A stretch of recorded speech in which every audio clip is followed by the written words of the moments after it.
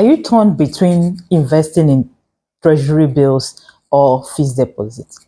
I understand your dilemma. So let's dive right in. What is treasury bill? What's fixed deposit? Let's make it short.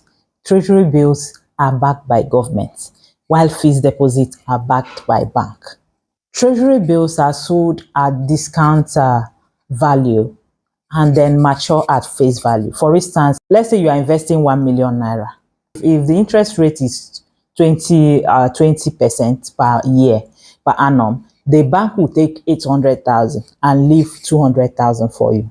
So that's at the end of the year when it matures, then the bank will give you back the 1 million naira. That means it's the face value. For fixed deposit, you have to invest the whole 1 million. And if they give you interest and said is 20%, is that 20% you get. Advantage of treasury bills is that they are backed by government and government hardly default, and then it's very easy to buy and sell treasury bills.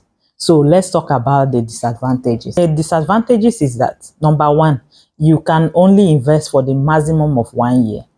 That's one thing. And then another one is interest rate risk, inflation risk. If the interest increase or the inflation, everything, it will affect it because you can't change it. As for the fixed deposit, the advantage is that it's guaranteed return.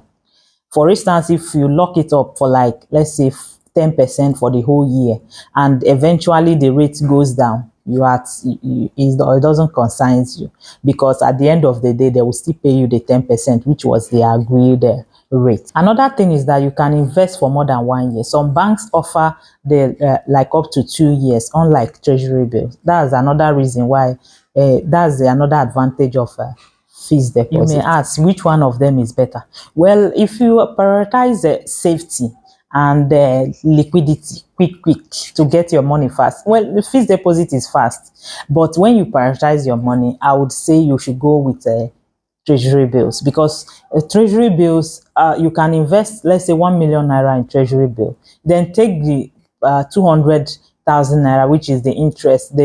Once they discount it and take their 800, it will remain the 200,000. You can use that one and invest in fixed deposit. So at the end of the day, it's up to you. What is your goal?